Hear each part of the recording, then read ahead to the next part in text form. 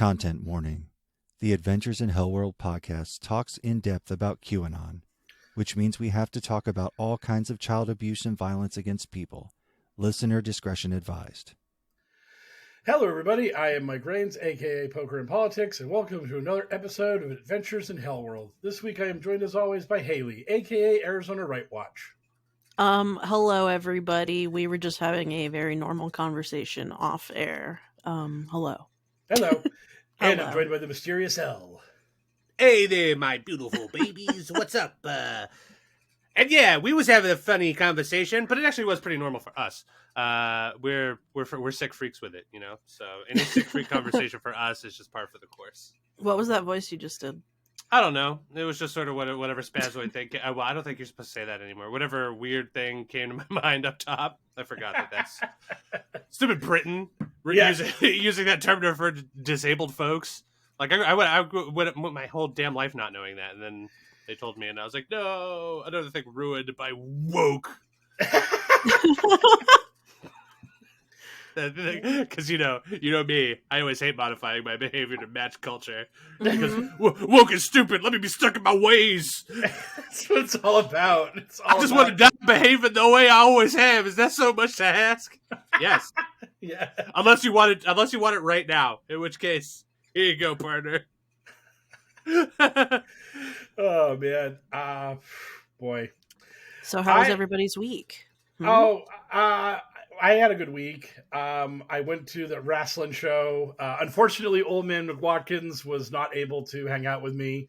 They were tied up with it was like some sort of school thing. A bunch of undergrads came running to them asking for assistance on some project. And yeah, that's not a real thing. Undergrads, no way. You just tell them to fuck off.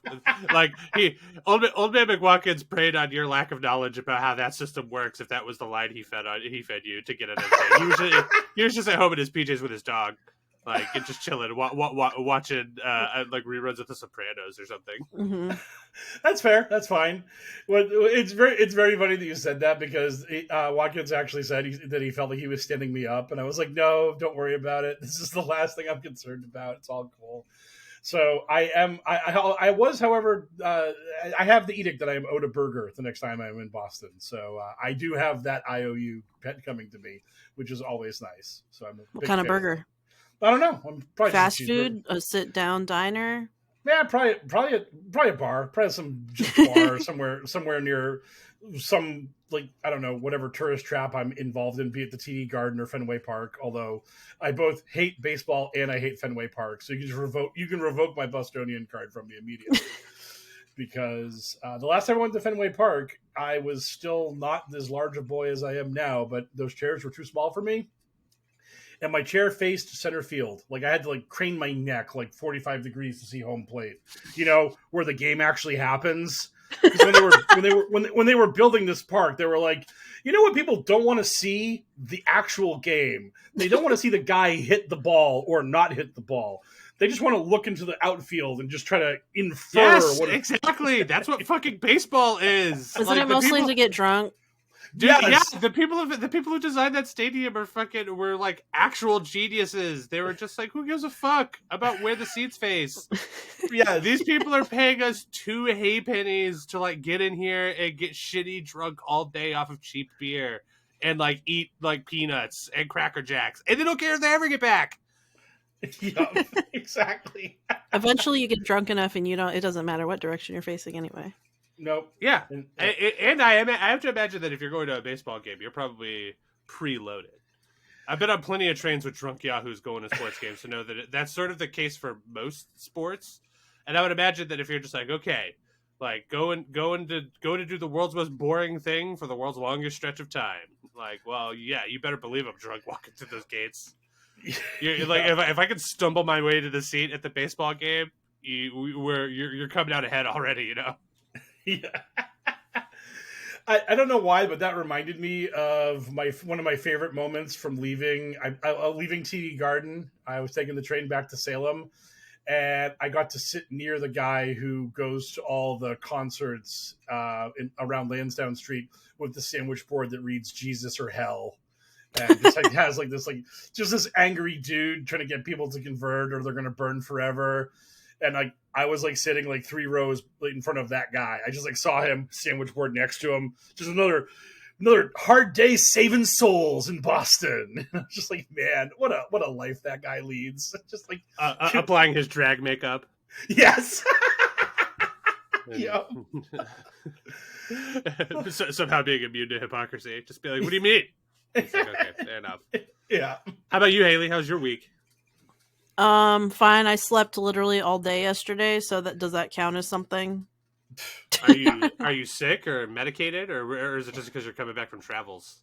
I think it's coming back from travels. I was in southern Arizona for a couple weeks. I went to the border wall, which isn't exactly like a funny haha story, so we won't talk about it too much. But I did go to the border wall and go to like this area that a lot of like right wing fuckwads have been harassing migrants at. So that was my time.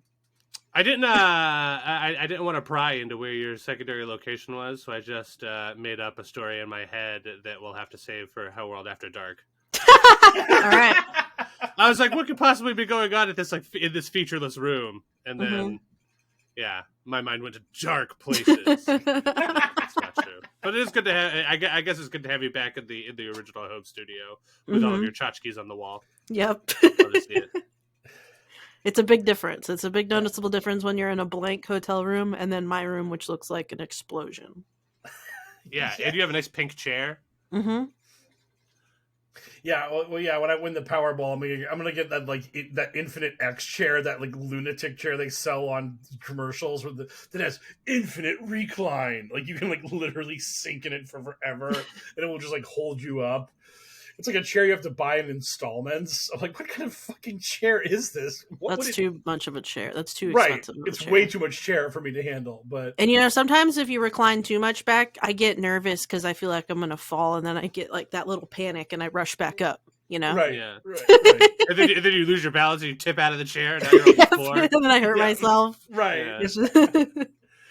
Yeah, that's why you have to invest like $7,000 into the X chair, so that when you have that tipping sensation, you're like, no, this chair can handle infinite recline. Mm-hmm. Yeah. I would get nervous though. Still, I would still do that little panic thing. Yep. Yeah. At some point, there's a point of reclining where you're just laying down, right? Like infinite recline is bullshit. Like at some point, you are no longer reclined in a seating position. You cross at some point you cross the threshold. Right. Like, sometimes your body's going even further back. You're kind of doing like a yoga pose at this point, Yeah, It's you've gone from reclining to downward dog somehow. Yeah, but if you've got like a support, I think that's you like laying down at an angle or whatever. Right. I feel like the sitting part is lost in it. Yes. At that point, you're not even really a chair anymore. It's the Midge Hedberg escalator becomes stairs. Your chair just becomes a bed. Your chair just transforms into bed. That's the Wall-E dream. Yes. That's what the heroic second half of that movie is actually about. Look at how good these people got it. Isn't this sick? That's the message I took away from the bad half of Wall-E. Like the beginning of Wall-E, incredible dystopian love story, beautiful, poignant, and then it's just like, oh god! Every time I watch it, I'm just like, oh man, is this going to be the time where he doesn't hit the rocket, and then like he has to watch Eve leave, and then just sort of sit in that, and then the message is about like loss and understanding that like sometimes good things are fleeting. No, he gets on the rocket, and then he goes in. There's a bunch of fat people, and then he's like, "Hey, maybe Earth again," and they're like, "Cool, we did it." Telling you, man, Pixar made the greatest 30-minute short story ever, but then they also tacked on like another hour's worth of bad Wall-E movie to it, or like mediocre Wall-E movie to it. It's like, it sucks. Just tell a sad story, you fucks. Like Up, like when people talk about Up, is anybody talking about how awesome like the Antarctica part is, or like, oh, remember the part with like the dogs? No, everyone's talking. It's like, oh shit, remember that the first sad 2 minutes. Yeah, it's like the first 2 minutes of the movie, and then like some choice parts throughout the movie where he's interacting with that kid in like a sad, relatable human way. But unfortunately, Pixar is not interested in telling human stories with human characters, and they will do fucking anything to avoid doing that. Which is why anybody who wants to come at me about my funny joke that I and millions of other people have made about how Pixar just takes a thing and gives them emotions, you can take all of that. You can shove that smug little observation right up your ass, because my observation is funny and true. They patently refuse to make a story featuring a human main character. They won't do it. They'd rather die than do it. Inside Out 2 is coming out, which is ostensibly about a human person, but we're going to spend the whole fucking movie inside of their brain, and possibly inside of the brain of their brain, which is just going to be a fun trip. It's going to be a meta level of being John Malkovich. It's just going to go beyond that. Yeah, and then at some point they'll pull out and they'll show you like a sad, touching story between two human characters interacting. And you'll be like, why don't they just make a movie about this? They did this with The Incredibles, and it was awesome. And then they did it again with The Incredibles 2, and it was less awesome. But you know, they tried. they gave it a go. But at no point during those movies did The Incredibles like turn into dogs, or like, now they're the idea of now they're comic book pages or whatever. No, it's like that. They stayed people the whole time. What a world. Anyway, what a bizarre rant for me to go off on. I've been absorbing a lot of like film information recently in my downtime, because being on my weight loss journey has made me tired a lot. So I've been like laying around just watching shit on YouTube more frequently. It's fun. So I apologize to the listener for that, and I assure you we will get on topic as soon as we get into our amuse-bouche. It's time for a light sampling of insanity. Get ready for the amuse-bouche. All right, bouche topic number 1, according to Mike Rains, Elon's lemon party, which is great. Love the idea of Elon Musk and a bunch of elderly men jerking off together in a hotel room. That sounds pretty sweet. So, bouche topic number 2.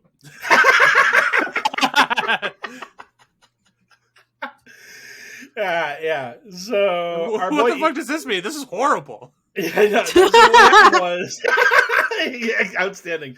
No, apparently Elon was going to have a television. He was going to let Don Lemon, the former CNN anchor guy, do a show on X the way Tucker Carlson does a show on X. And the pilot for this Don Lemon show was an interview with Elon Musk himself.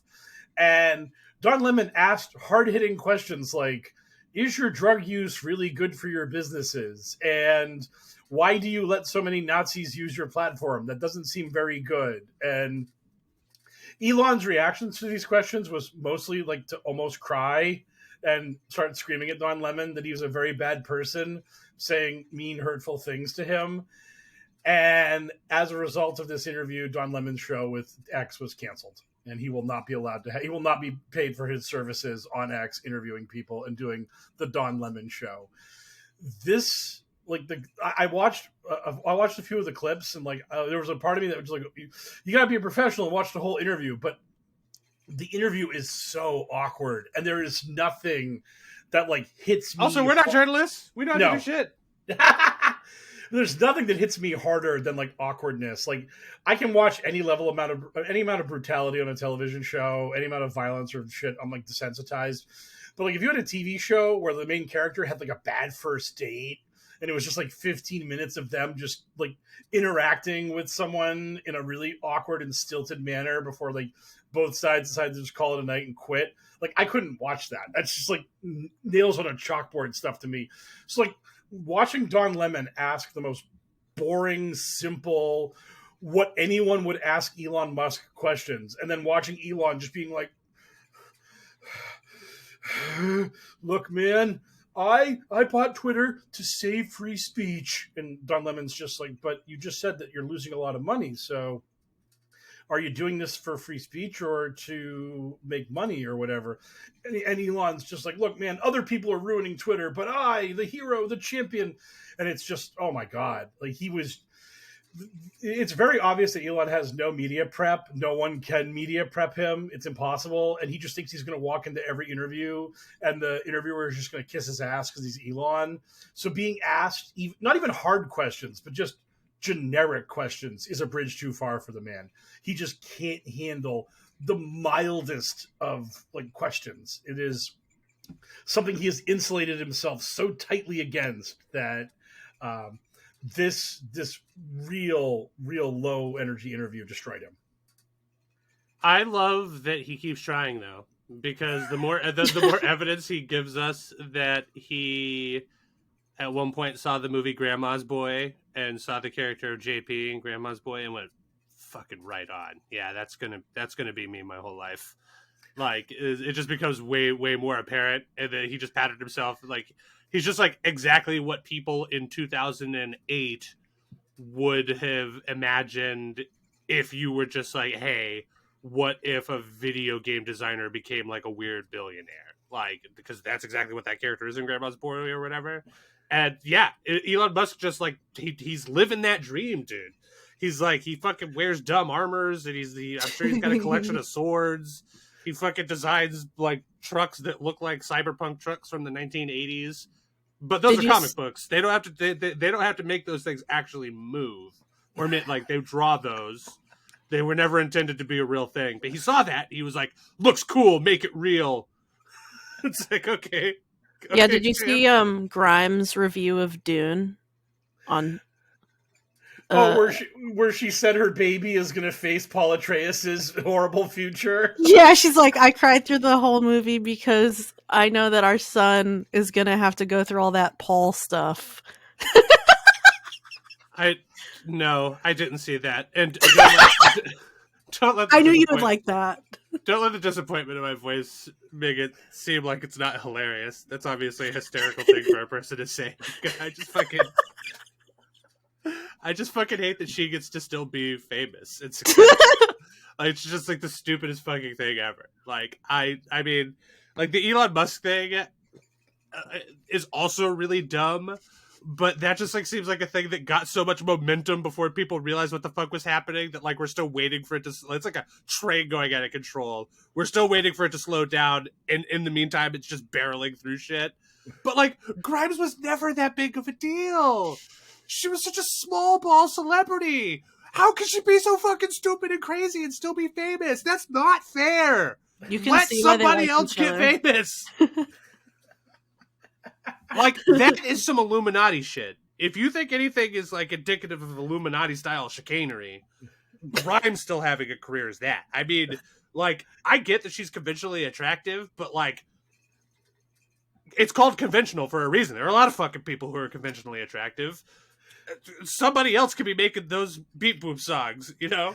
And like, don't get me wrong, I like a couple of Grimes tracks. Like, I'll admit it, but like, fuck off. I like CeeLo Green tracks too. He can fuck off. They can all just fuck right off. Yeah. Yeah, I someone said that like she was like apparently some sort of project to create the most perfect Canadian mid singer imaginable, and it's just it is so the whole thing with Elon and Grimes. It's just this is another thing that should make Elon the great enemy of these people. He literally is fathering children with an Illuminati like music industry siren, succubus, evil monster Jezebel. But I will also give her credit for giving him that wicked bird the other day about is the ex who hurt you in the room with us right now or whatever. That was her.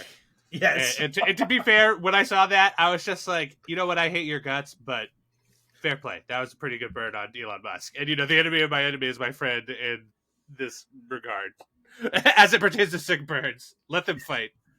Yes, exactly. Yeah, so Elon... Is Don Lemon going to be okay? He'll be fine. Well, Don Lemon will probably be okay. What's really funny about this is that Elon... That man doesn't know humiliation. No. And he also... Elon, really made it incredibly obvious he was shadow banning the Don Lemon interview. Because I think, Don Lemon actually just posted it to his personal account on Twitter. And it had 3,000 likes and 2 million views. So it was just so obvious that someone at Twitter was fucking with Don Lemon's metrics to try to make it not look that popular. And of course, all the Elon fart sniffer blue check marks are like taking the clips and being like, Elon destroys Don Lemon, who asks like dumb question and gets ruined with facts and logic. It's just literally reality denial. Just watching. That's all Twitter is right now. It's just like Elon's platform. It's very obviously Elon's platform. Anyone who said the name of Stone Toss got like either locked out until they deleted it, or in Alejandro, like, well, yeah, well, so Mike Ray just brought up a good point. You could look at those metrics they have on Twitter, and it'll tell you right there that, like, some stuff might be going on. But imagine a world where the Twitter interface, we eliminated all that stuff for cleanliness, and then just only had it only had like a thing for impressions, and that way, who knows what the numbers are? You know, like, I love how that was / is Twitter's next big refresh. They're just getting rid of all of that shit, so that way, because why would users want that sort of data that they've become used to over 15 years having available to them? Like, so ugly, being able to see how many people are liking or disliking this thing. Yuck. Get rid of that. Nobody likes that. Oh yeah, you would never want to know if your tweet resonated with people and people liked it and engaged with it or not, or if it just got a lot of views. Which is a metric that is completely meaningless, because if you just like show them in the people's For You section, you're going to get way more boosted. You're going to get way more views, but that doesn't translate to retweets and likes and comments. Like, yes. Oh my God. So it's just, I can't wait. I can't wait for their interface change where Elon Musk's Twitter feed, and only his Twitter feed, has the option to like or love his posts. And that's did you like or love this post? It's like, is there any other option? And he's just like, why would there be? You're on Twitter. What are you still doing here? Did you like it or love it? Okay. And then a countdown showing account deletion in 5, and you have to hit a button real quick. Oh God, no, Elon, no. Yeah. Oh, real nice Twitter account you got here. It'd be a shame if anything happened to it, you know? So did you love the post or what? Oh God, Elon, yeah, I loved it. Oh, I loved it so much. Please. Yeah. Please don't deactivate my account. I make like $18 a month off of this. Oh my God, some fucking QAnon grifter went to one of those dumb gimmick sites, and it was like, your Twitter account is worth $250,000. And he's like, look at how much my account is worth. I could make so much money off paid posts, but I won't do it because I love freedom. And it's like, buddy, those websites don't mean anything. Your Twitter account is worth $0. Calm down. No one cares. Also, literally, the American ideal of freedom that you are chasing is capitalism. So get that money, princess. Like, do your thing. Like, don't worry. Like, Ronald Reagan himself will come down from hell and be like, "You're doing all right. You're doing a good job." Anyway, I've been trying to transition us out of this fucking lemon party thing for a while. Although I'm not gonna lie, that wasn't a bit going into that. I had totally erased Don Lemon from my memory blissfully for like a week. I was like, I didn't remember. So I was like, what the fuck is this about? Anyway. Boost topic number 2, Millenia dress comms. This sounds like it could be the sort of shit that I'm super into. I love unhinged shit like this. Secret decodes in the dress decodes, Mike? Yes, we're getting dress decodes, baby. Hell yeah. So Millenia Trump crawled out of whatever crypt she'd been staying in for the longest time, because people had been noticing that she wasn't on the campaign trail backing up her hubby. So have people seen her and Kate Middleton in the same room together? Yeah, can we get some proof of life on these 2 women, please?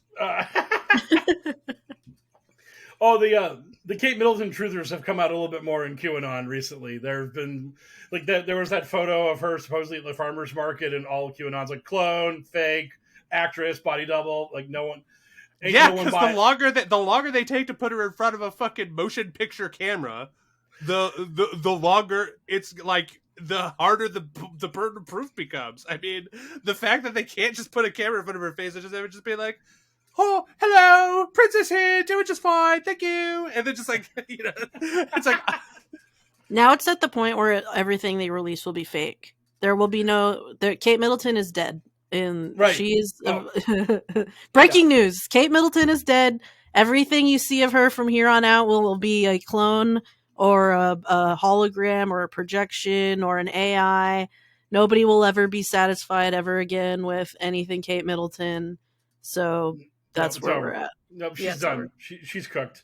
Also, Yeah. like, and if they're just like hiding her because she's like recovering or whatever, like whatever stupid, dumb British royal family, they're just like, oh, she can't be seen in recovery. It'll make us look weak and stupid and poor like everybody else. It's just like, look, y'all, there's been enough turnover in the population of your nation that I'm sure like most people are with it. We all know it.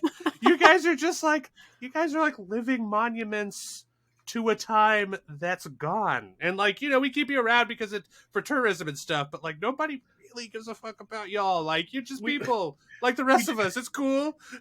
We don't actually think you're descended from the gods. We don't think that King Charles. Yeah, in fact, it's really funny when y'all put on that fancy shit to coronate yourselves or do a wedding or whatever. Like, you just like, look at all this shit we stole from other places, and you're putting it on your heads, and it's really funny because it was made 400 years ago, so it looks terrible by today's craftsmanship standard. I mean, just horrible. But like, great art pieces. But at the same time, like, that's your crown. All right, I guess it's not even fucking straight. Sorry. Look, the thing is that like nobody cares, and they're just regular people, even though they have a function, which is to generate tourism by being fossils. Fossils of the bygone era, where fossils of the colonial era, which is why a lot of people really hate their guts. And it comes with the job, Yeah. So, anyway, what we're talking about? So anyway, The dress. Yeah. Dress comes. Yep. So Melania, whatever. This is the clone. The clone's name is Millenia. Melania, much like Kate Middleton, is long dead.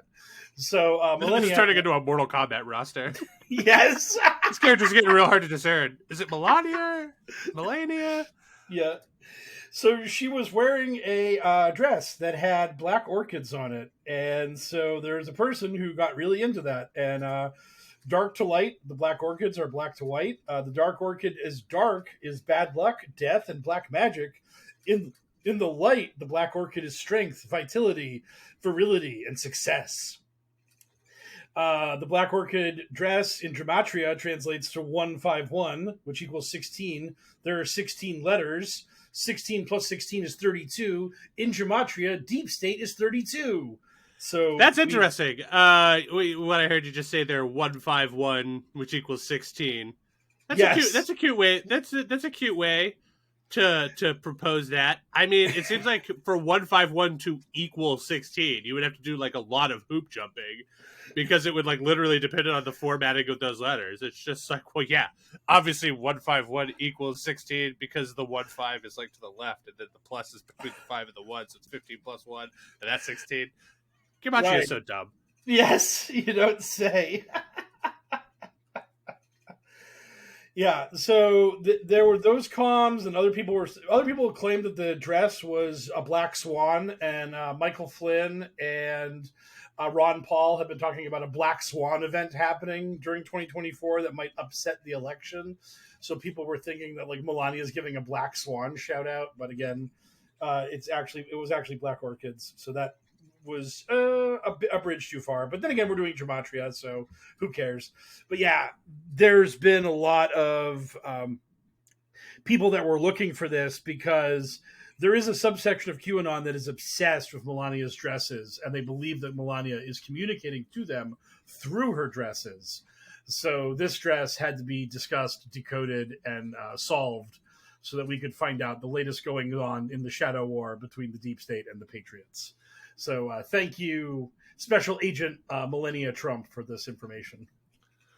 I like the thought that somewhere there's a QAnon office or whatever, like, super science QAnon office where people are decoding the dress comms, and like it's just like, sir, we have another dress comm coming through. The computer's doing the decode now, and it comes through, and it just says like, help me, I'm still a prisoner, I hate this man. Like, and they're just like, false positive, damn it, these machines. Always so inaccurate. Please, he's got my family held hostage. What is this thing even saying? This is babble. This is nothing but techno babble. Damn it! Someone reprogrammed this thing to get us the comms we need. Get a gematria expert in here. Yes. 151. What does it mean? It's all of that. 16, obviously. Oh, yes. Couldn't it just as easily be 7? Shut it, you. Couldn't it be 52? No, also couldn't be 52. Absolutely not, dude. 151, you know what it means. Yes. Okay, speaking of getting it, we're all about to get a solar eclipse. And also not all of us, but some amount of us are about to get a solar eclipse. And apparently this is a thing that we get to talk about on the show, which is great. Because I have to imagine that whatever fucking conspiracy theories are around the black hole shit, it's got to be pretty awesome. Or not It's black totally hole. normal, right? Black hole? hole. No, I said black hole because of my cheeky. Are we stupid getting sucked boost up? Headline. No. Are we done? Just, is it the a solar end? eclipse. It will be a black hole in that the sun will be made into a black disk that you can kind of look at through a box or whatever for a while. Mm. Yes. Anyway, Mike, what's going on with this solar eclipse, baby? Is it time? Okay, it's time. Is it rapture time? Is Jesus the Lord coming? Oh, it's for us? time. Thank God. It's so happening this time, folks. So the solar eclipse is happening, I believe, April 8th. So it's coming up very soon. And there's been a lot of news about this eclipse, and a lot of small municipalities that are in the line of the full eclipse have been posting information about how they're going to be closing schools those days. And how the locals in these areas should, stock up on provisions, because crazy tourists are going to be coming into our towns to gawk at the eclipse and then abandon us after the eclipse is over. And so there was like a couple articles from a couple like small town newspapers / websites saying people should stock up for supplies for like 2 weeks, because it's gonna be just a rootin' tootin' shootin' hootin' nanny up here in like our small neck of the woods. And this has led a lot of QAnon promoters to freak out and be like, no one's ever talked about stocking up for supplies or closing schools during a solar eclipse. What's really going on? What's really behind all this? And the general idea is that this is the storm. There's going to be mass arrests. The deep state is going to be crushed. Trump will be restored into power after the eclipse. The eclipse is just a cover story for the storm. And the fact that, again, all of these quote-unquote 2 weeks to stockpile news articles are just literally small towns bracing for tourism that they don't ever see because they just happen to be in the path of the eclipse. That doesn't matter to any of these people, because all they need to see is a news report about something happening somewhere in America, and that means all of America and all of the world everywhere, and we're all bracing for this eclipse. And we're because it's going to be this super deluxe mega event where. Well, I mean, how are you guys preparing for the eclipse in your neck of the woods? So you guys hunkered down? Do you have your shelter ready for the eclipse? Guys, it will be darker than normal during the day. You have to be prepared for this shit. It's going to be slightly dark. According to Wikipedia, that day is Buddha's birthday. So if the storm happens that day, does that mean that the Buddhists were right? That fat fuck. That's what he's caused this. I knew he had to blame it on somebody. I should have imagined it would be the fattest deity. I don't mean to blame it on him. I'm just asking if it's the rapture. Is it? Are they Buddhist rapture? Christian rapture? Dude, Buddhist rapture seems sweet. It seems so peaceful and nice. But this isn't a rapture. This is just mass arrests. This is just dragging.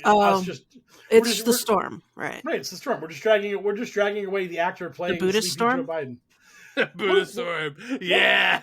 What would the Buddhist storm even be? We would just all gain awareness and understanding. That'd be way dude. It would be the quickening Highlander shit. It says we should have it says they celebrate the flower festival for Buddha's birthday, so it sounds nicer. Oh, absolutely nicer. Sounds way nicer. It's way nicer than all of us being hauled off to Gitmo to answer for our crimes of not enjoying Donald Trump. So yeah, it's great. So yeah, the world's going to end April 8th, and then when it doesn't, they'll just forget that they said all this shit and just move right along to the next thing. What is the sun have to do with arrests? It has nothing to do with the arrest. It's the fact that they're talking about people having to prepare and stockpile for it's that whole thing. It's the fact that Trump's ninja team, dude, cyber ninjas. It was right in the name the whole time. Under the cover of this kind of darkness, they are going to emerge and arrest everyone. It's going to be like, oh damn, it's like a little darker than normal. Oh shit, ninja attack! Oh, I'm going to get Gitmo. Oh, I've got the bag over my head. Even though I know where I'm going, guys, I know where I'm going. You don't need the bag. Like you've only got the one place, right? Beans. That's all. I'm just waiting. I'm just waiting for that moment when the bag goes over my head from the Trump ninjas. They just take care. They just take care of business, and QAnon is finally validated. I mean, I hope they let me keep my phone for a few moments so I can put out a few tweets being like, "You guys were right. I was the deep state shill." That's what you hope. If the bag goes over the head, the first thing, your first hope is, hey, I hope I could hold onto my phone for a couple of seconds. No, I'm already dead. I mean, I don't really have any hopes. I was just more trying to play my role in the kayfabe universe of QAnon, where I have to. It's like when they unmasked the bad guy in Scooby Doo, and you screamed that you would have got away with it. It wasn't. Oh, you misunderstand, Mike. My hope wouldn't be for a Deus Ex Machina. I also know I'm dead. I just hope that after the bag, they start going for my belt next. HellwQrld After Dark. Anyway, moving on to our last Bushi segment for the week. And of course, it's everybody's favorite segment, especially the people who love the Arizona segment, because it's time for the Arizona segment, where our good friend Haley, aka Arizona Right Watch, gets us caught up on the funny doings in that wonderful state of Arizona. Hi, Haley. Hello, everybody. Are you ready? Have you prepared your notes? Are you ready to drop Arizona related science on us? Oh yeah, there's lots going on. Although I would imagine that they would hate to call it science. They're just like, well, I mean, let's not say that. So we'll go with some funny news, kind of. There was a new arrest in the January 6th, the long-standing, January 6th arrests. There was a new one. Her name is Isabella DeLuca. She is a conservative influencer. She previously worked for Turning Point USA, which is based out of Phoenix. She also was an intern for Rep. Paul Gosar. Oh no! What a total shocker that is. Yeah, I know. It's like, how many was he the Nazi? Gosar? Yeah, you guys are having a hoot and a holler. I can't keep them all straight. Yeah, okay. Paul Gosar is he's probably like one of the lawmakers that's most friendly with Nick Fuentes, neo-Nazi Nick Fuentes, Holocaust denier Nick Fuentes. There's no reason for politicians, especially who work for in DC, to be close with Nick Fuentes, but Gosar is one of the few. He spoke at the America First conference. Marjorie Taylor Greene also made a lot of news for appearing at this. But Gosar has done other events with Fuentes, and he also made the news twice for basically hiring two Fuentes acolytes as part of his team, and one of them was kind of worked with Fuentes, he was a mod on his platform, and then the other one was just a straight up Hitler posting, loved Nazis freak.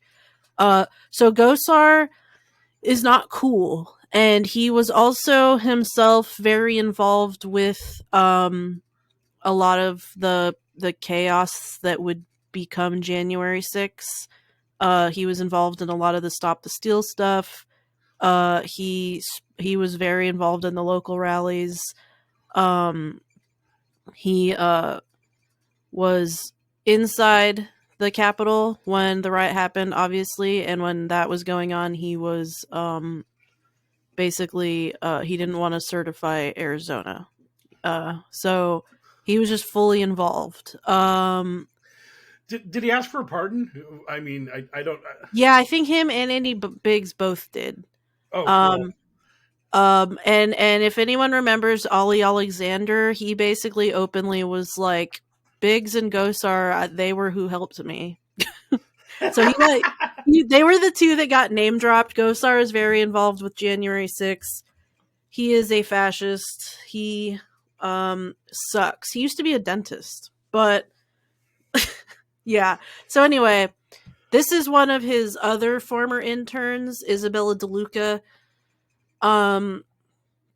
she was in a section of the she was in the section of the Capitol riot that was just like absolute chaos, because I like kind of heavily scanned a lot of these this section, the Lower West Terrace, because there was a Arizona lawmaker that was in that section with her husband.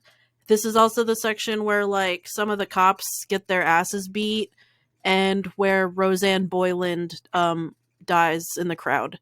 So it's like quite a chaotic area. She busted through the window, so she actually made it into the Capitol, and she like took a table. She took a table out of the Capitol. Well, yes, because she was there to serve Kool-Aid. That is why she busted through the wall. That is why she was grabbing a table. They just Yeah. wanted to get out of her way and let her set up her Kool-Aid stand. And then that table would be used to assault a police officer by other rioters. So she was in the midst of it. You could just see her kind of hanging out in the broken window in a lot of the footage. So yeah, that's Gosar's intern and the former Turning Point USA influencer. Obviously, Charlie Kirk, who heads Turning Point USA, is fully coming to her defense, saying that she was always a good, solid Turning Point member, and she loves her country, and now she's facing prison because of her political views, and it's disgusting and wrong. So See, I was under the impression that she was in prison because of the crimes the crimes that she committed on various cameras and stuff. I don't think just loving your country lets you like be in a place you're not supposed to be, like legally, just like busting it up and stealing from it. Otherwise, those people, they really got to shut up about all the other protests that happen in this country. I mean, my God, the hypocrisy. What somebody point out the hypocrisy to these conservatives? Anybody? Blue sky users, in one single voice, rise up and post through it about the Republican hypocrisy. Anyway, sorry, I didn't mean to derail your Arizona thing. No, it's cool. That was the end of her section. Generally, that's her.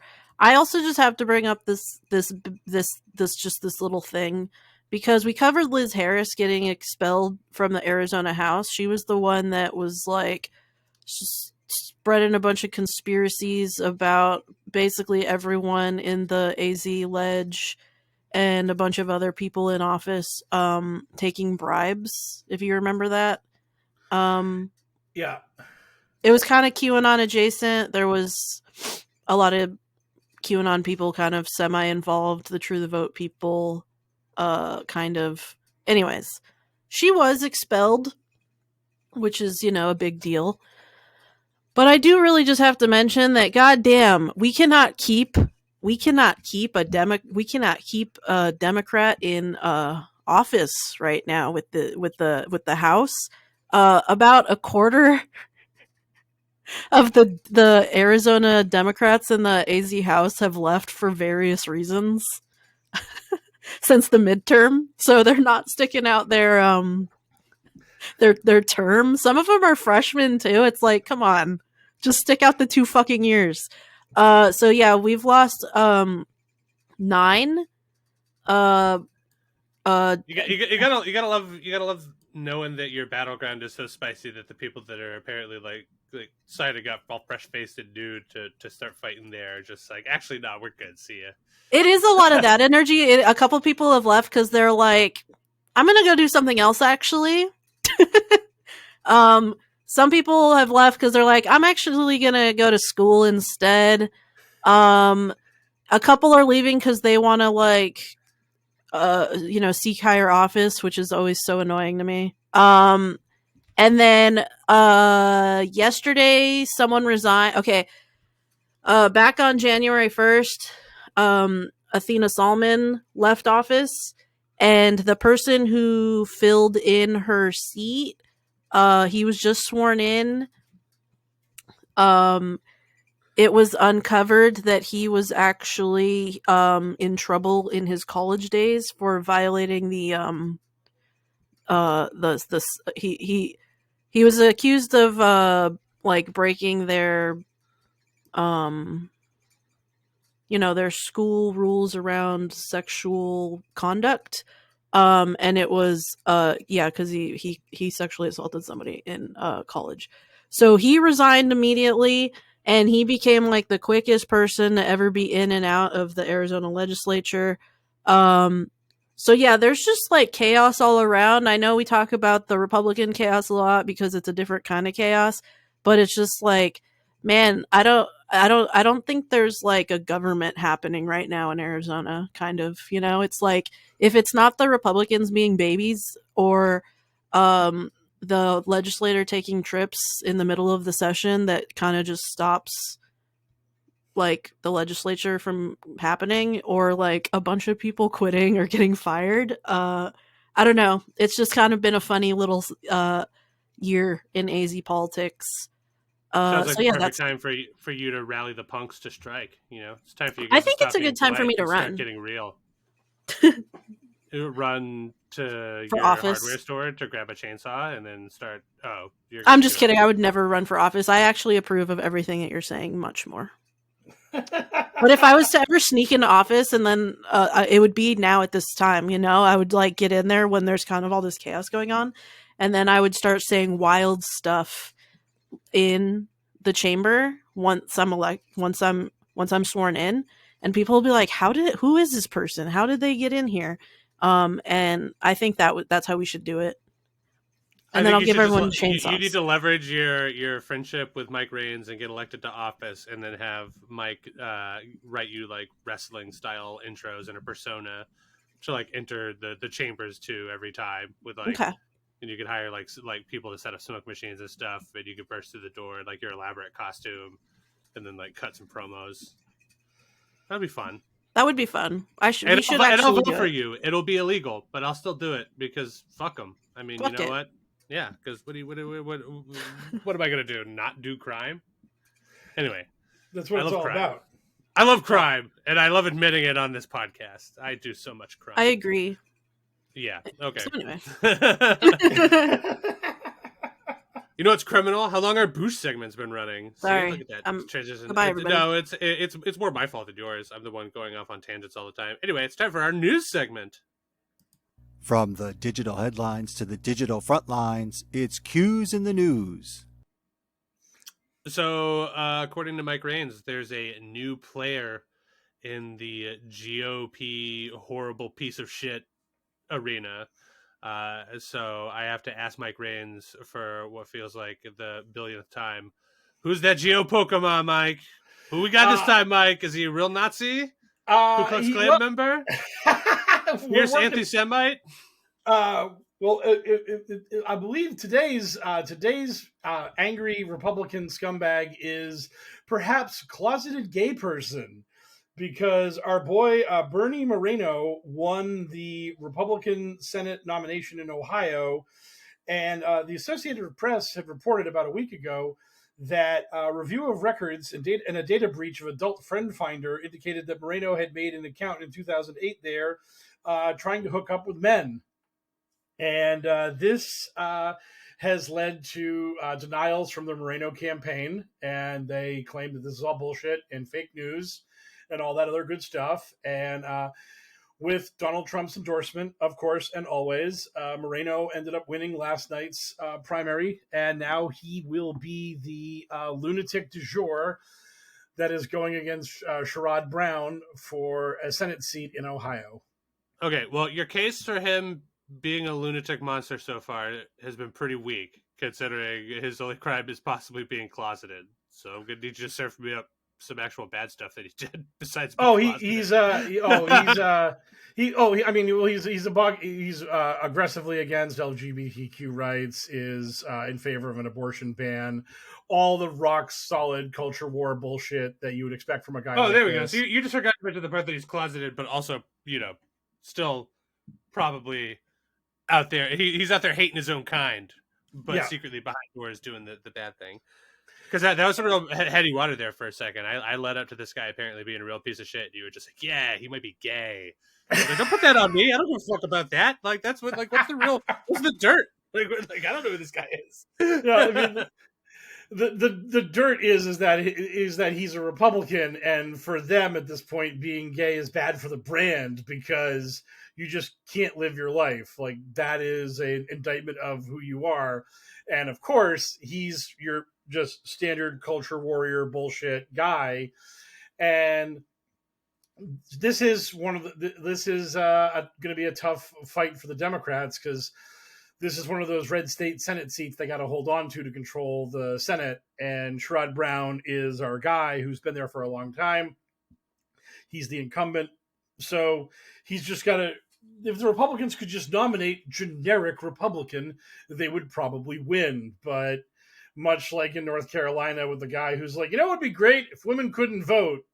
Now we have the guy who's just like, who's evil? Gay people. And you know what I am? A gay person who hates myself and all that good stuff. So yeah. That does sound horrible, but at the same time, if he's if he's some sort of internet paper trail out there about his adult friend finding, like, granted, my side, the liberal side, we don't care about that shit. That is not news, and it shouldn't be news. The same way that it shouldn't be news when a teacher has, like, an OnlyFans or whatever. That shit's nonsensical. Let people live their fucking life. Like, you could do two things. But your side, the bad side, the evil side, the fucked up side, they are going to make a big to-do about that. So if any of that news comes out, if someone's like, I found this video, this profile, or like, hey, I have, like, I had some liaisons with this guy, and I'm willing to sell my story. That's not going to... We're not going to be hurt by that, I'm just saying. The liberals over here, we're doing just fine being, like, on the side of good and being like, gay people are fine. No need to be closeted because it's cool. Like, whatever. Like, who cares? I mean, like, this is the dichotomy that we're talking about here, is that Madison Cawthorn was going around saying, I went to Hitler's, like, villa and it was awesome. That was a big bucket list moment for me, hanging out where the Fuhrer used to be. And that was okay in a Republican primary, but the whiff of Madison Cawthorn being gay was enough to get him crushed in a Republican primary and bounce out of Congress. I remember how funny that was at the time, because my goodness. And also, for the record, like, I bet that Hitler's villa was probably pretty sweet, but, like, you're not supposed to say that. Like, no matter, like, if you go there on a tour, no matter how impressed by it you are, you're not supposed to, like, go on record. Like, that's the sort of thing behind closed doors. You're just like, guys, not for nothing, he had a lot of money, so, like, his villa's pretty awesome. Like, I mean, I still hate the guy's guts, but the villa's pretty nice. But, like, you can't really be saying that shit out loud, because people are going to be like, yo, wasn't that Hitler's house? Are you praising Hitler? Exactly. Might be bad for your political campaign, but what would I know? They keep getting pinched for that shit, so yeah. All right, QZ Newsy item number 2Z, Bloodbath and Beyond, a play on words that I've always loved. I don't know why we're talking. I don't know what this is. As far as I know, Bed Bath & Beyond got bought by Overstock.com, so I have to imagine that we're not talking about Overstock.com, or are we? No, we're not. We are. I know, Mike. It's the O. I know you were chomping for some good Overstock conversations, but sadly, that may be another day. What isn't Kenny Byrne the Overstock guy? Isn't he nuts? Am I imagining this? Patrick Byrne, but he is the Overstock guy. But he's right former Overstock guy, because every time I write Overstock guy on Twitter, Overstock.com's Twitter account goes, Patrick Byrne is no longer affiliated with Overstock and has not been the CEO for blah, blah, blah. Yeah, they give me a whole spiel. So, former Overstock guy, because I don't want to hear it from their Twitter account. That'd be great. Oh, man. Like, yeah, the fact that we vaguely alluded to Stone Toss's name in this pod, and we talked about this, we're going to get canceled by so many different sources.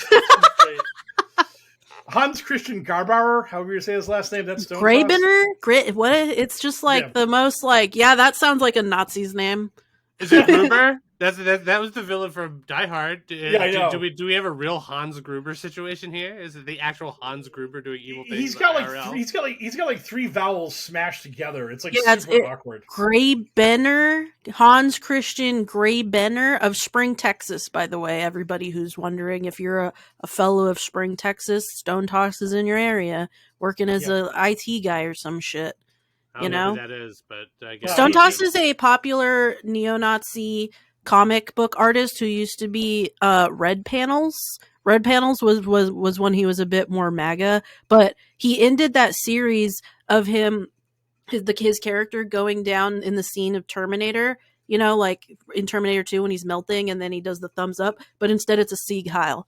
And Stone Toss, the character that he did with Stone Toss was much more openly racist, homophobic, a Holocaust denier, loved to make jokes about trans people killing themselves, um, and has long been an anonymous, not like neo-Nazi propagandist slash cartoon artist, and was recently doxxed by an anonymous collective.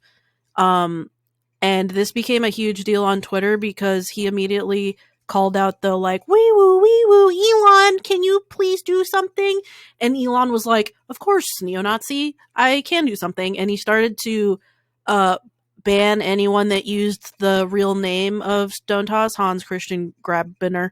And like people who tried to post it, their accounts were getting locked.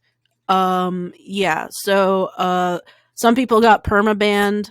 The collective that did the report got permabanned. It's just a whole thing. So yeah, this is an update on Stone Toss, aka Yeah. Hans Christian Grabiner of Spring, Yeah. Texas. Yeah. So basically that was his thing, but the Bloodbath and Beyond thing is because Donald Trump was giving a speech, and in the speech that he was giving, he stated that he was talking about cars, which I will acknowledge was a thing that he was bringing up early on in the conversation. But after he was bringing up the car thing, he then stated, if I get elected, and then he says, now if I don't get elected, it's going to be a bloodbath for the whole, that's going to be the least of it. It's going to be a bloodbath for the country. That'll be the least of it. And that'll be the least of it was very obviously referring to the car thing that he was talking about. And that he was making it clear that, you know, the country will face a bloodbath if I don't win this election. And so, you know, people who are a little sensitive about the whole January 6th and I kind of really want to be a dictator and all that fun stuff that Trump's done for a long time, they were like, you know, this is bad. This is not what a person running for president should say. Talking about how if I lose, blood will be spilled. And the right-wing apologists and Elon and everybody else was, oh, no, he was talking about the car industry. He was talking about how bad it will be for auto manufacturers. Like, you're trying to make this out to something that it's not. And it's like, well, again, we can read what he said verbatim. We can quote him. He said the things he said. And I'm sorry that your dumb wet boy, who's literally spent 9 years either running for president or being the president, is not eloquent with his words and says things like this. Words that can be then used against him in attack ads by his opponent. So I'm sorry, he's still just he's just a small bean. He's just learning how to be a politician. Oh, our poor little baby. It's like, no, sorry. If Joe Biden said anything close to this, it'd be run on Fox News 24/7, 365 until the end of the election, or he was 25th Amendmented. Like, sorry. I'm sorry your candidate can't help himself when it comes to violent imagery in regards to his potential electoral defeat. And that's not even the end of it. Didn't he say some spicy stuff about Jewish folks semi-recently? I believe the quote was somewhere along the lines that if you're a Jewish person and you vote Democrat, you hate yourself and you hate Israel. Yep. Yeah. Oh yeah. Yeah. Basically, they've made the. Yeah, you can't be a Jew and vote Democrat. If you do, you are not really a Jew. You're a bad person. So yeah. And then I saw someone else that wasn't Trump who basically did the same thing where they were like, you know, if you're a Christian and you vote Democrat, you're not really a Christian. That was Charlie Kirk. Yeah, of course it was. How could it not be? Well, that I can buy. Those are the people that are like afraid they're going extinct or whatever, right? Or like good white Christians who are going to try to pop out 2.3 kids and like live in the suburbs in their house that's super affordable, just like it was back then too. Oh wait, no, that's impossible. Well, you know, we'll figure it out, I guess. Yeah. But yeah, I mean, like, you know, I feel like Jewish folks are doing just fine in America. America's like pretty. It seems like it's pretty kind to them overall. Like, don't get me wrong, anti-Semitism is a thing worldwide because historically it always has been, and unfortunately probably always will be. But like, I don't know. It doesn't seem like those are the communities that I picture vanishing when Republicans come to power. At least not immediately. Well, although to be fair, they are mixing a little more Nazi into that soup than they had been in previous years. So eventually we're going to get there because the Nazis were about that life. So Yeah. so as always, my fucking advice to the Republican Party would be, less with the Nazi, let's Just scale back the Nazi stuff a little bit. It's just wild. It's just wild how like Trump has had numerous interviews where he's literally said, I got all the votes I need. Don't worry about it. Like he's literally doing a forget about it when it comes to the election, which is he's got it in the bag, which is why our catchphrase is if you're conservative, don't vote. Why bother? Right. They got it in the bag, baby. And even if they didn't, your votes don't matter because it's rigged, baby. Yes, exactly. Don't make it out to the polls. Why bother? Stay home. Yes, don't give legitimacy to this fraudulent election. Don't do it. You're only hurting yourself. Exactly. Liberals continue to rig the process by doing your duty as an American and voting in a democratic election where you acknowledge the results, no matter how bitter a pill it is to swallow. Like every time the popular candidate wins by like millions upon millions of votes, and it still somehow is not our president. Yeah. Yep. Oh yeah. What's that 5 million vote deficit? Well, why would that person have a leg to stand on to be like, maybe I should be president? Fuck them. No. Them and their 5 million votes can get to go take a fucking hike. Yeah. Oh God. Yeah, so that was our dumb boy.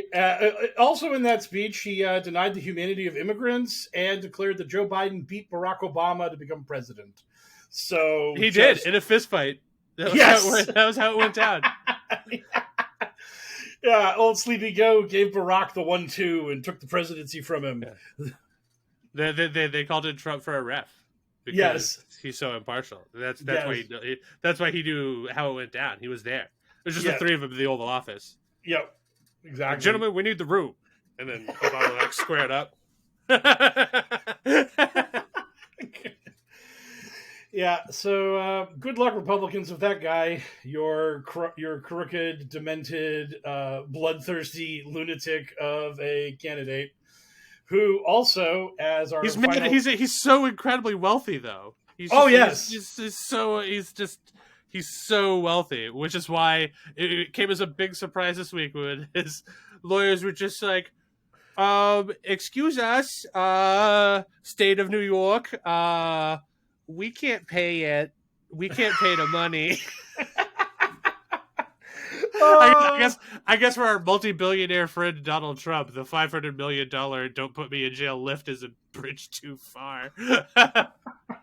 Which is so weird, Mike. Why our buddy's so rich? Why can't he? Why is he crying in court about being so broke? It's strange. Our self-made billionaire who can't be bought because he has all the money in the world. His lawyers have stated that it will be "quote unquote" impossible for him to post the $500 million bond in order to be able to successfully or attempt to appeal his loss in civil court. The big part about this is that now they've said that if he can't do this, they're going to start liquidating his shit. And Trump was on Truth Social throwing a fit about this and screaming about how he might have to have a fire sale in order to liquidate some of his properties in order to come up with the money for this. And screaming that this is a witch hunt and it's also election interference. So it's very unfair. Our poor boy is being just railroaded by this very corrupt legal process, which literally gave him every attempt in the world to explain his criminality, and he failed to do so. So he was nailed for his crimes. So this is where, if I wasn't running for president and leading by a lot, none of this legal lawfare would be happening. Election interference, MAGA. This is he's just literally everything on Truth Social below his wave of things where he's like, I want another primary, boom, and it's a photo of him and the state flag of the state he just won. All the posts below that are just him screaming about how he's getting screwed by the courts. Yeah, how dare he be held to the same standard as everyone else? Don't you know how rich he is? He shouldn't have to pay all this money that he can't pay. He's so rich. Judge Irajon actually wants me to put up hundreds of millions of dollars for the right to appeal his ridiculous decision. In other words, he is trying to take away my appellate rights from me when I have already won the appellate division. What the fuck are you talking about? But he refuses to accept their already made decision. Nobody has ever heard of anything like this before. I would be forced to mortgage or sell at great assets. He capitalized great and assets. Perhaps at well, yeah, because of course he'd be capitalizing how great they are. He's about to have to sell them, Mike. Like perhaps at fire sale prices, and he capitalized the F and the S in sale. And if and when I win the appeal, they would be gone. Does that make sense? Witch hunt, election interference. So yeah, I mean, it makes sense to me, like, because you've been proven guilty and a judgment rendered upon you. So this amount of money is supposed to be going to, like, victims, in this case, the state of New York. But you were appealing. You were choosing to do that.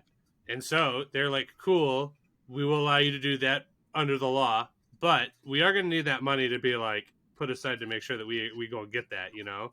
So, right. Yeah, that's the way that the system works. So yes, it makes sense. And also, fuck you. You know, if your property was worth what you kept claiming it was worth, this should be an easy lift for you. You would sell one thing. You'd be like, oh yeah, that $1 billion that one building that I evaluated at $600 million. Boom, there it is. Because again, he's always talking about how he's got no debt. He's like, oh, my property's no debt, so debt free. It's just like, okay, well then why is it so hard for any of these people to give you a loan for this $500 million? Like, you could just, like, put up, like, your debt-free building as collateral or whatever.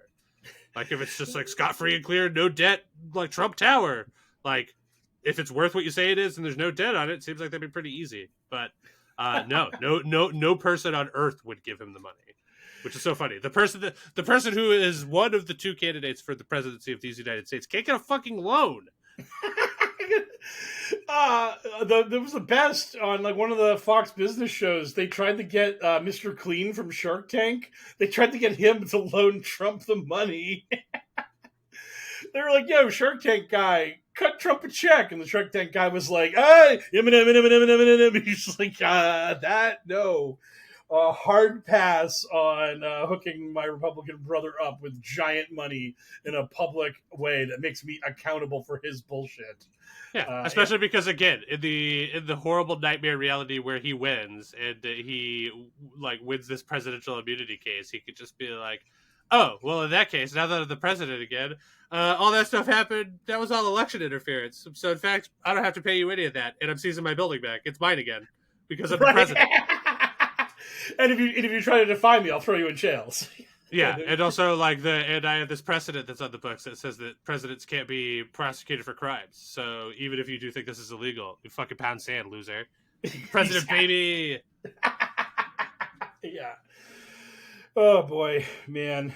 It's just so awesome that, like, that the facade of this guy, like, everything about him, that he's this super genius, that he's super rich, that he's just better than everybody, just all of it coming crashing down and none of it holding up under any scrutiny. And his cult of personality doesn't care. They're still just all in on him. It's amazing. It's truly amazing. Yeah, well, hopefully the second time, I mean, you know, he claims there's going to be a bloodbath if he loses in the automotive industry. And I seem to remember the last time when he lost and he wasn't, like, when he wasn't into the state of New York for $500 million and, like, being battered left, right, and center by litigation and all that shit.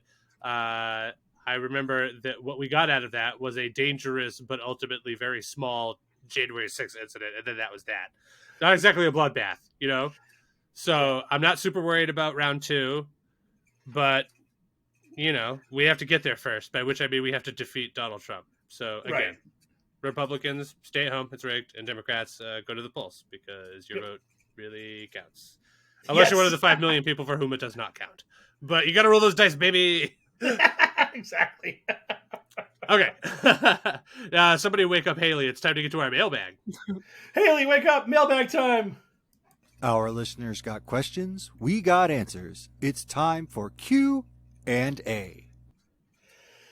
Pancake Peasant asks, what's your biggest beef with the Democrat Party, both locally and nationally? Dude, they're soft as baby shit.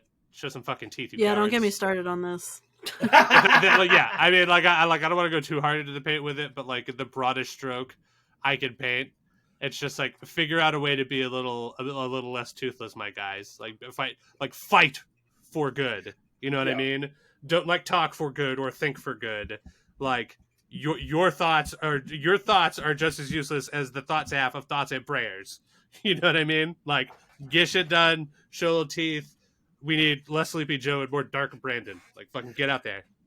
Get out there, buddies. Like you could be on the right side and still have some edge to you. You don't have to sand off all your shit. Like be punchy and right.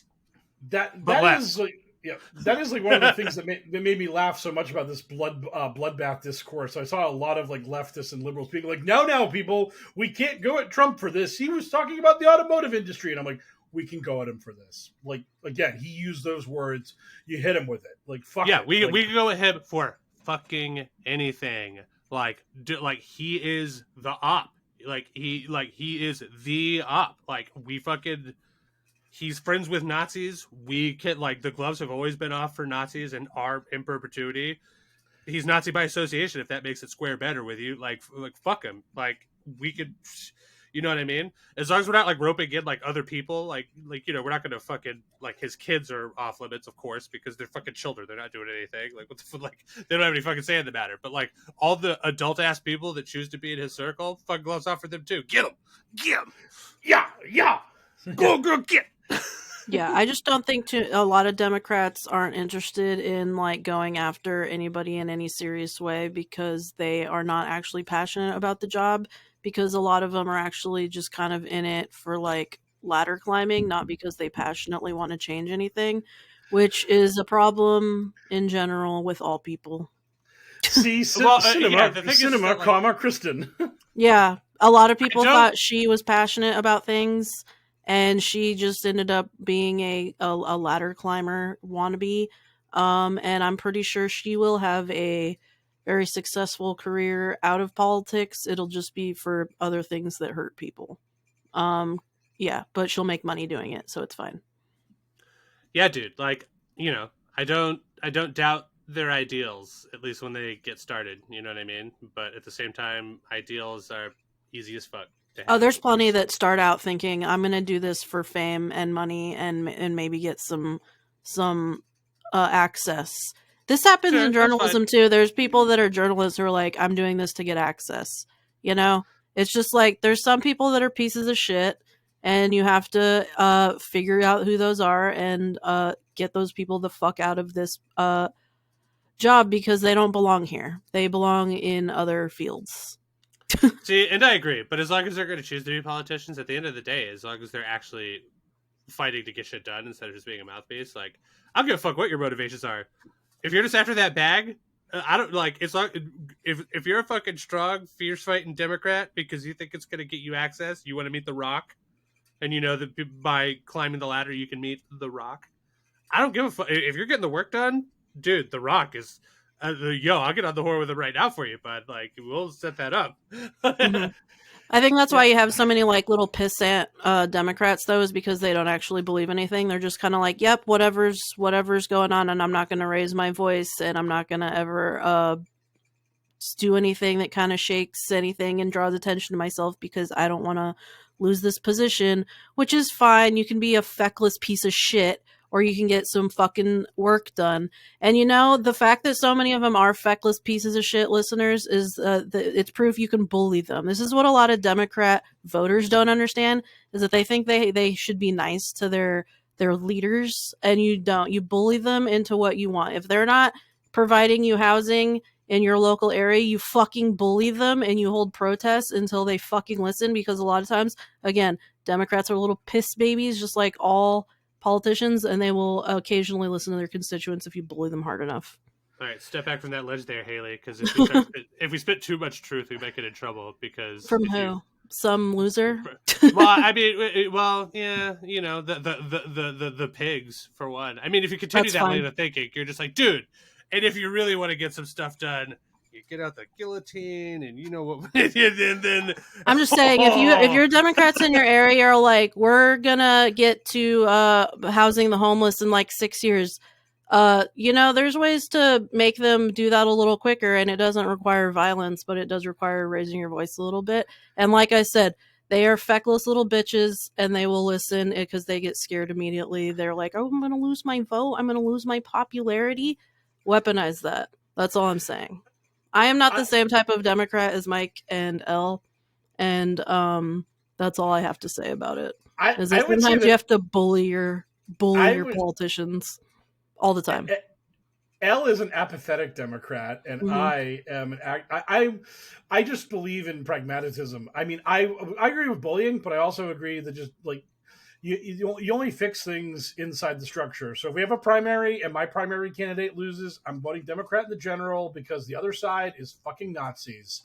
And there's no triple bank shot bullshit. I see these people posting stuff where they're like, Biden has to lose because it's a proof about like you can't accept what happened in Gaza, and making him lose proves something moral. And I'm like, so letting Trump turn Gaza into a parking lot, that's your morality? Like, this is the thing. They're both bad on that shit. I get it. On a scale of 1 to 10 when it comes to the Hamas-Israel situation, Biden's like a 3 and Trump is a 1.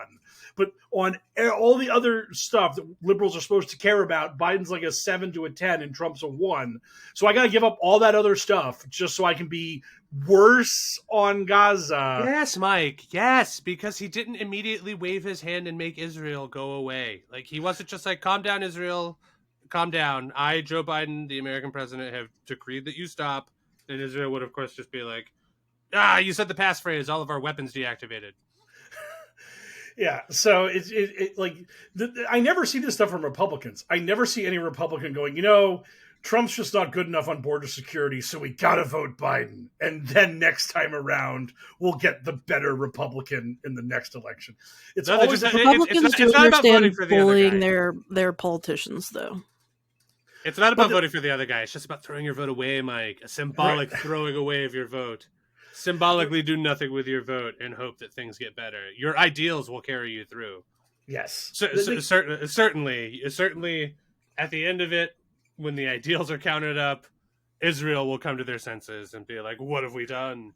Right. But now to small ball this, to defuse this a little and bring it back to the other side of it. Locally, Democrats, we literally passed a law, we had a referendum. We taxed millionaires, and that tax was for schools and for transportation. And we got free school lunches from that. Yay. But we taxed billionaires or millionaires. We got this pile of money. Give us one more fucking train out of North Station at the end of the night. The last train leaving the fucking station is at 10:30. That's way too fucking early. Give us a midnight train. Let people stay in Boston a little longer, you fucking pricks. Mike, I don't think your state's train stations are like state. I think it's like a private company. I don't think your taxes have shit. MBTA. It's the Massachusetts Bay Transportation Authority. Yeah, I think that's just like the name of it. Well, I mean, I'm pretty sure. Well, I'll dig into it. I'll do my own research and I'll try to pill myself. But whatever it is, have that private contractor kick them a few more bucks in if they get another train in at the end of the night, because it just sucks to have to flee TD Garden. The MBTA has been in the news a bunch recently for their trains breaking down and lighting on fire on bridges and stuff. I know. That's why I think that was when I learned that I think it's a private institution. It's just named. Well, then nationalize it. Let's take it over, conquer it. Yeah, fix it somehow. Classic lib wants fucking big government running his trains. I do. I am both a big government lib and also apparently a fascist. Yeah, I was about to say. I'm just saying, you know who should be pissed off about the train situation? not our side, just saying. Right. That Yes. seems like an issue that the other side should really be. No, public fucking fierce transportation about. is fully left. The trains run on time was propaganda in itself because the trains actually didn't run on time. I know it's all bullshit. Yeah. Wow, what a fucking buzzkill over here. I'm sorry. What a It's just buzzkill. trains and public transportation are fully left, especially in Man. Arizona. The right does not like the buzzkill. light rail here. Oh man, we were having such a good time praising Mussolini, and then Haley comes in. No, I don't. I'm not gonna praise Mussolini. I'm not gonna do that. I'm here for Dude, historical accuracy on just the Mussolini line. Praise him a little. Yeah, you love quote unquote historical accuracy, ignoring the truth of the situation. Mm-hmm. See also Christmas, which you were wrong about. No, I was definitely right about that. Another episode is over. Good night, everybody. Yeah. No, quickly, get to the next question. Yeah. Eric, the Deep State Operative, asks, you and Cat Williams are sitting in a dark, smoke-filled room. The Illuminati is telling you that one of you will be famous. What do you do to ensure that it's you? And he also adds, Chicago-style deep dish pizza is pizza. I will die on this hill. So. I mean, I feel like I was pretty diplomatic in my response about the pizza thing. I'm just like, is it pizza or is it not pizza? Who gives a shit? It's delicious. But also, it should be no one's favorite pizza. That would be lunacy. Not because it's bad, but just because it's such a different riff on the form. Anyway, so what would I do to guarantee my own fame? I don't know, man. What would the Illuminati want of me? Your blood. What could I mean, I don't give a fuck about my blood, though. I'd be like, yeah. I mean, as long as it's not going to kill me, because I can't be famous and dead and, celebrate that myself, I would like to be able to enjoy. I don't want a monkey paw wish where they're just like, haha, now we have the corpse of the world's fattest man and he's famous.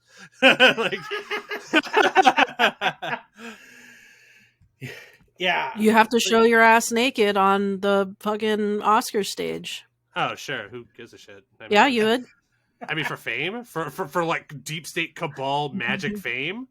Yeah, absolutely. I mean, there's so on TikTok right now, there's this, I've been seeing this video going around before the government bans TikTok.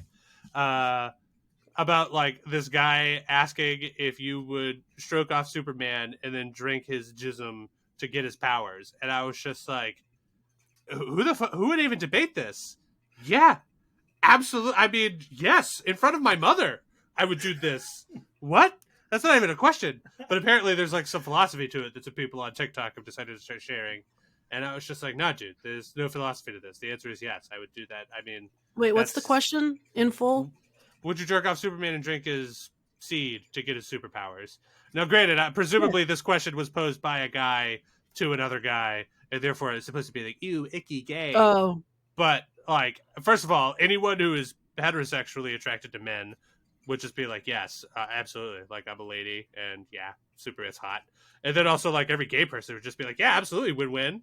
They'd be high-fiving the heterosexual ladies, because apparently Superman is, down for this. But then it's just even for me, just pragmatic, regular, straight guy. The answer is yes, I would definitely do that. I just want the powers. So the problem is that they would have to ask me for me not to be the one to guarantee the fame. They would have to ask me to cross some sort of weird moral line that I think would I don't know. This is a hard question to answer because I'm pretty shameless unless they were just and now we need you to drown this baby, and I'd just be like, well, I would have to be living with that. That would be a bummer. I don't know if I have I don't have that much of a dog in me, I have empathy. That would ruin my life. I feel I wouldn't be able to enjoy the fame you take. Right. and that's the thing is I really feel that's kind of the question is because that's what these people are always talking about when it comes to the Illuminati is it's will you sacrifice the baby for power and glory? And the thing is that Cat Williams ain't going to do that shit. You're saying I just have to beat out Cat Williams for this? Well, what bar is he not willing to cross? Because I'll probably cross it. I mean, this isn't a really tough battle for me if Cat Williams has any kind of morals and is any bit queasy about the Illuminati. If the Illuminati is about to make my life one of unbelievable decadence and opulence, as long as I'm not hurting anybody in the process, there's really nothing. I mean, the only thing that you can do is break my form of reality, which would be very interesting because they're okay, Cat Williams has refused to sign his soul over to Satan, so Mr. Raines, sign your soul over to Satan and you win.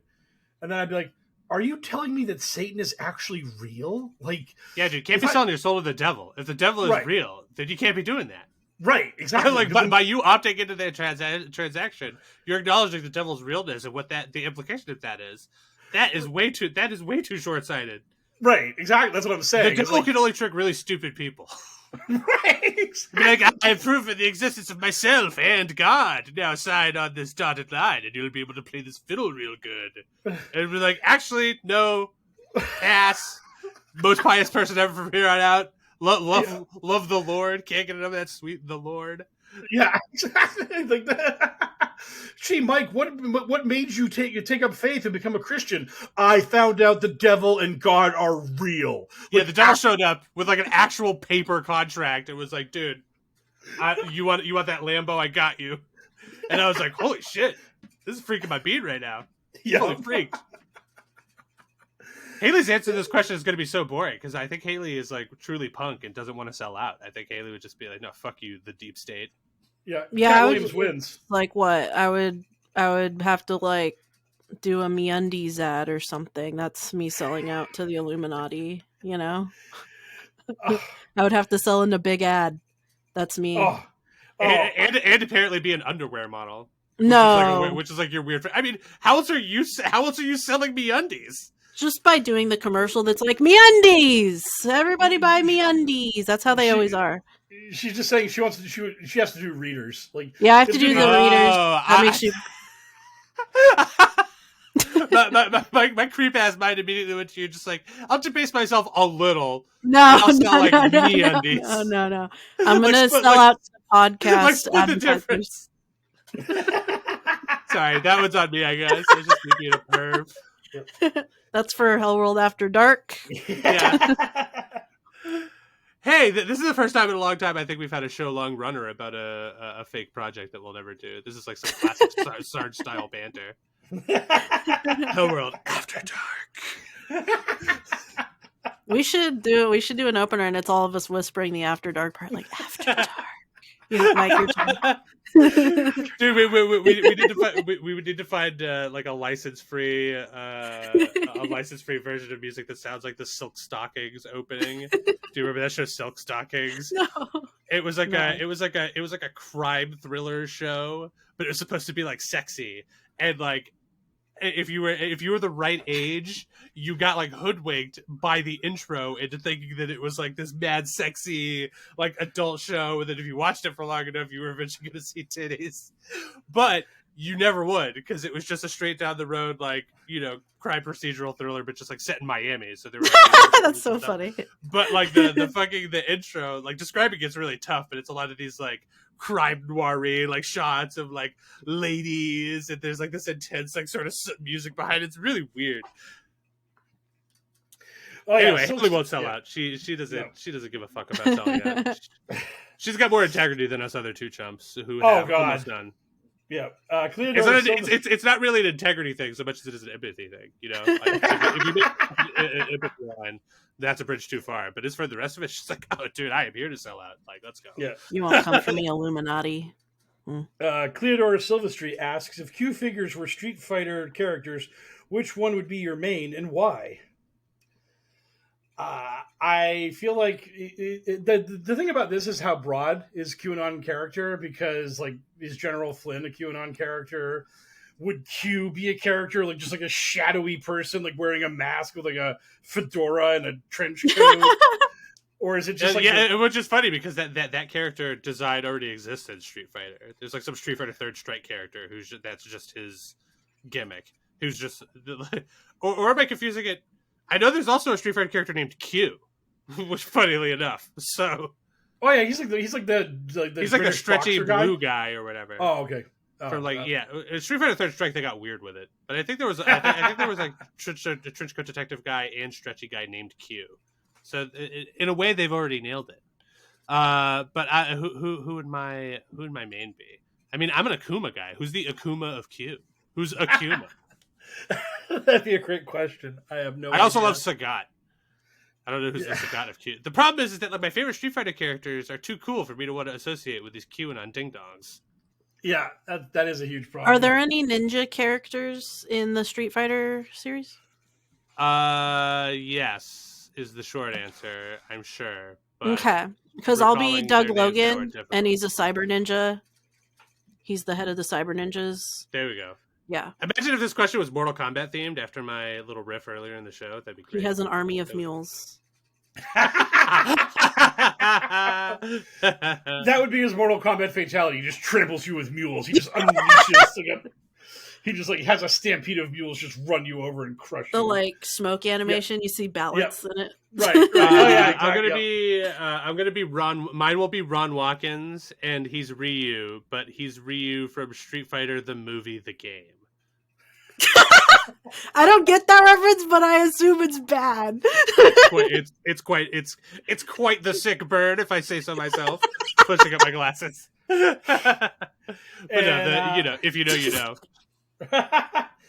My main character would have to be JFK because he's definitely a QAnon character, and I don't exactly know what his JFK himself was a really broken down physical wreck of a human being, but we'll just give him magic powers or something to compensate. Air Force One.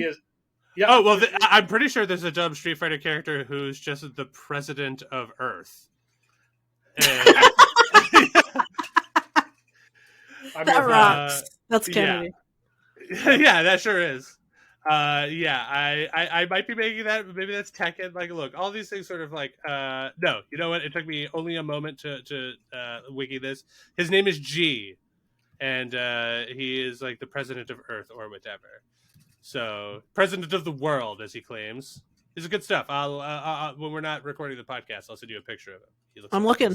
He's got a big top hat. He does. He had a big blonde beard, like a blonde rugged beard, and a top hat. And if you can find like a GIF or a video of his walking stance in the game, it's really funny. Anyway, onward. Question style.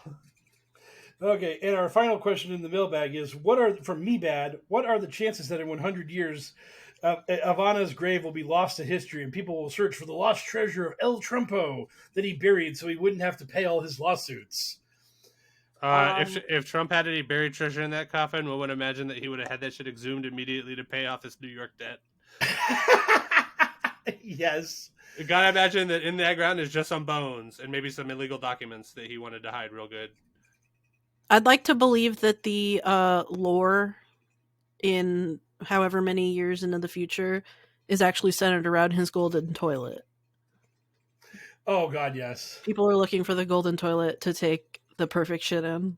Or it would be great if climate change causes like all of Florida to just sink into the ocean, and then hundreds of years from now, people are just like the legend of Mar-a-Lago, like it's Atlantis. Yeah. And then somebody's like diving down there. They come up and they're just like, I think we found it. And then there's like drone footage, like underwater drone footage of like a barnacle encrusted golden toilet, just like in this like decrepit room, sunken ruin. It'd be great. It's the sea. It's like it's who did the Titanic? James Cameron.